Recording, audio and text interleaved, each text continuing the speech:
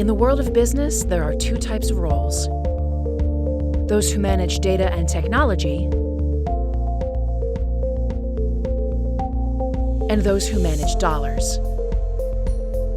Both perspectives are essential, but are often at odds. This is where techs and execs come together on common ground. This is Dollars and Data. Welcome to Dollars and Data, a video series for techs and execs. I'm Laura Noland, your host for today's conversation about the true cost of ransomware.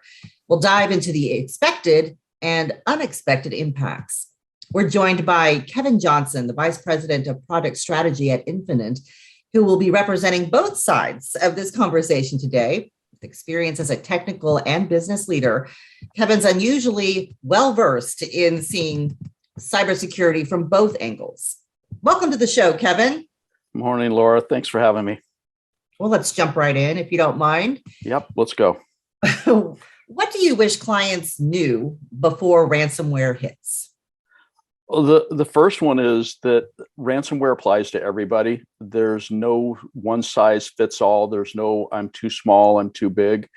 Everybody is a potential victim. And the other piece of it is that ransomware is out there just looking for a place to come in. It's not one of those where it's sitting there unexpectedly going to jump in. It's all of a sudden, it's just there. It's kind of lurking on the street corner. And when you leave the door open, it wanders in. And I wish more of our customers knew that they can protect themselves, and then to have a strategy ready to go when it's time to, when they do get infected. Unfortunately, it's going to happen to the majority of them. So have a plan and be ready to execute that plan when it comes time. Kevin, we hear a lot about cybersecurity insurance. So what role does the cybersecurity insurance provider play? The insurance provider plays a big role, and they're behind the scenes. Most people think that the insurance company is going to be the one that jumps on the phone and is the negotiator, and they're going to pay out of their pockets and you don't have to worry about it. Well, the insurance company actually steps back and plays the role of the moderator behind the scenes. So when it happens, CFO typically is going to be talking to the insurance company. The insurance company is going to give them some guidelines. They're also going to be working with the CIO to bring in, here's some resources that you need to have available to you. So they're going to have a company who's going to come in and do security analysis, look at the posture of your company. They're going to help you define, these are the gaps that we have. Here's the remediative steps that we need to take in order to get this problem taken care of. And so they provide that. They also give you guidelines on, do you pay, do you not pay? And they're also going to help define, this is the process and kind of the timelines that it's really going to take. Most people don't realize, and the insurance companies kind of help you define this, that ransomware takes on a couple of different ways of looking at it. One of them is the ransom itself. The insurance companies are interested in that because of deductibles and how much that they may potentially have to pay out. It's like, of course. The second piece of it is, hey, you know what? I want my data back, but I also want to know where what data has been taken. So you've got an extortion piece that goes along with ransomware, and the insurance companies kind of help define that. Then the insurance companies also, one of the reasons that you do see payouts is they want to know how the company was breached. So where does it come from? So the insurance company plays a part in that. Your first initial reaction is, not going to pay, not going to happen. I don't need to. And then once the extortion piece comes in, then you kind of get that sobering reality of whoops. And then the insurance company says, okay, you know what? We want to prevent this in the future with our other clients and get this out there as known as best as possible. So how do we stop this in the future? And sometimes you do end up having to pay, even though it goes against every moral grain of your body. Protection in place. So that's great. That's a great explanation for explaining just the role and why it's necessary to be part of a strategy or to think about and not be overlooked. Yeah. So if a company is hit by ransomware, maybe knock on wood, because I don't want to jinx that, but if a company is hit by ransomware, what are the first two steps that a company should take once that happens? Well, the first one is, and it hurts when you do it. It's unplug. You want to take everything offline so your systems stop talking to each other. And that one's a really painful decision for most companies, because it means you're unplugging your communications. Email goes offline because you don't know whether that server is connected. You don't have a good grasp of where the ransomware is. So the first thing is unplug.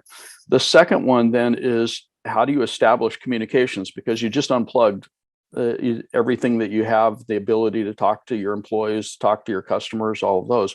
So now what do? You got to find alternative methods. And if you haven't predefined that, I'm old school. I'm the little dinosaur that runs around out there, and I believe in call trees where it's still on a piece of paper, or maybe it's on somebody's cell phone. But okay, the CFO is responsible for calling these 5 people. The CIO is responsible for these persons. The information director, they've got to talk to their staff. So you need to be able to get a hold of your people and say, hey, you know what? Here's the problem.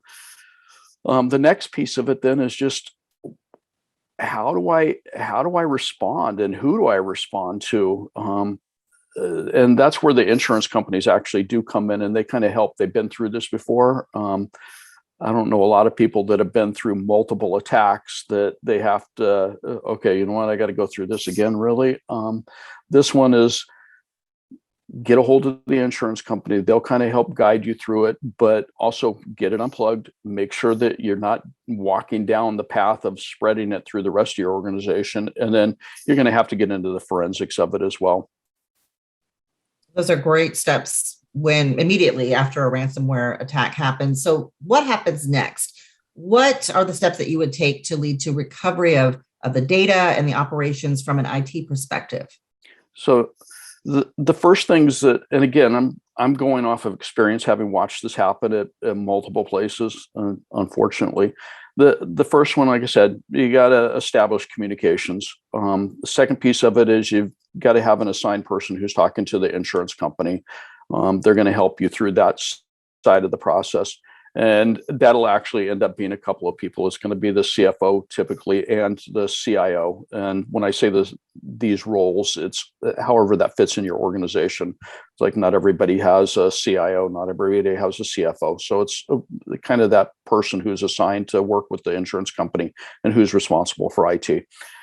Once you get that going, then you're going to assign, here's some different ways of communicating, and how do you make that happen? It's number one, what's the level of the attack, and where's the attack surface? Where is it covered? Once we get kind of a guideline established at that one, then we can start to go, oh, you know what? It's only 9,000 of our servers versus the 10,000 that we have in place. Or, you know what, it's only this one server, and we've got great network isolation and segmentation, so we're not in such dire straits. I've seen this one happen where people think that they're not in dire straits, and then the next thing that they know, the ransomware folks are presenting them with, hey, here's the extortion piece of, we've taken data from these servers, and here's a small snippet of your customers or a small snippet of your employees. And all of a sudden, your stance changes a little bit. The next piece of it is how you're going to start the communication, and you're going to kind of decide, okay, where that's going to help guide you and where you're going to go. The next piece of it is, how am I going to recover? And this is where you need to have a backup strategy, and that backup strategy has to be inside your building, and it has to be outside of your building too. Because the first thing that happened is your network has been compromised, so you're not necessarily sure how far it's going to go. So you need to have backup someplace else.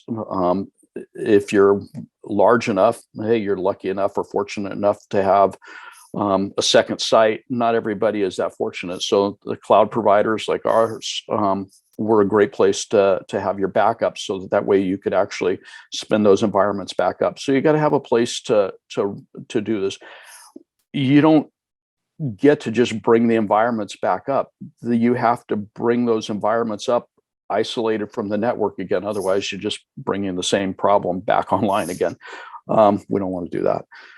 So then you bring the environments back online, but not connected to the network. And then you start running virus scans on them. And when people talk about traditional virus scans, those really don't exist, or at least in the last 15 years, it's not the traditional virus scan. Every one of these has some kind of AI piece to it that is out there looking at different patterns. It's not just all heuristic that's happening on it. So you get the virus scans running on it. You look for particular files that are on these systems, and once you get them cleaned, then you can start to, okay, we can bring this back online. You've also got to look at the firewalls. You've got to look at the ingress methods to get onto your network, and again, figure out where this came from. And that's where the insurance companies come in handy, because they're providing security providers to help you go through and do the forensics of, hey, where did it come from? How deep is it into the organization, and work on that. Next piece of it is, and it's like, if you got your security policy nailed down and documented, and I highly recommend that everybody go through this exercise, it's what are the messages that we're going to put out to people? You've got employee messaging, so you got your internal messaging, because now all of a sudden, hey, you know what? I don't know what's going on inside my own company. And then the second piece of it is, what's the external messaging? This is the one where companies do a great job, or companies fail, and it becomes really obvious. There's not really a gray area on this one. Yeah, you got it right or you got it wrong, and you can tell when it's wrong because it just doesn't hold up, and it comes apart in a hurry. We were breached, but nothing got taken. Oops, the next message coming out is, well, you know what? We got breached, but now we've got this one server that was one employee, one server. Then the next message coming out is, oh, you know what? This impacted our customers as well as our internal operations. So it's like, you can feel the slow bleed. Sometimes you just need to jump on it and make it happen. Get the information out there, and if you've documented and thought about it before, hey, here's the worst case scenarios. You can make that just part of your normal emergency preparedness kit. Kevin, you talked a lot about the different types of worst case scenarios and what can happen, and then the different impacts along the way, from communications to data recovery. So what would you consider a successful outcome of a ransomware attack? So a successful one is one that doesn't happen. I guess that's number one. We should all be so lucky. The second piece of it is having put your company in a position where, hey, you know what? We don't have a horrible outcome to it. When I say a horrible outcome, you don't have customer or employee data, sensitive information getting out there into the wild. You don't have a long running delay. Typically, it's going to take you a week or so to get your environment back up and running. So if you can mitigate the amount of time that your systems are down and unavailable, that goes a long way to making sure that you have employee confidence, and to make sure that your customers are confident in what's happening. The other one is to, again, bring confidence to your constituents that you actually know what you're doing, and you actually prepared for this event, as opposed to making it feel like this was a goat rodeo and nobody knew what they were doing, and just we're chasing our tails instead of actually, okay, you know what, we're very deliberate in the way that we're going about this. We've got people assigned. We've got people not wondering, hey, is this my job or is it somebody else's job? If you can walk through the steps and walk through your security policy and walk through your remediation and make sure that you've had great backups and that they're working, I think that's probably a successful outcome. And then again, mitigate how much ransom that you do have to pay. It's like, you don't want to lose your company to something like this. Or on a personal basis, you don't want to have your kids' pictures locked up on your computer and you can't get back to them. It's like just taking it down to the personal level instead of the business piece of it. Absolutely. Absolutely. Well, Kevin, thank you so much. Wonderful information, strategy, and insight. And we appreciate your time with us. Thanks a lot, Laura. I appreciate you giving me the opportunity. And thanks everyone for tuning in to Dollars and Data. You can subscribe to our YouTube channel to catch all of our Dollars and Data episodes. And if you like this one, please like and share this video. You can also find us online at NFINIT.com. Until next time, keep bridging the IT gap.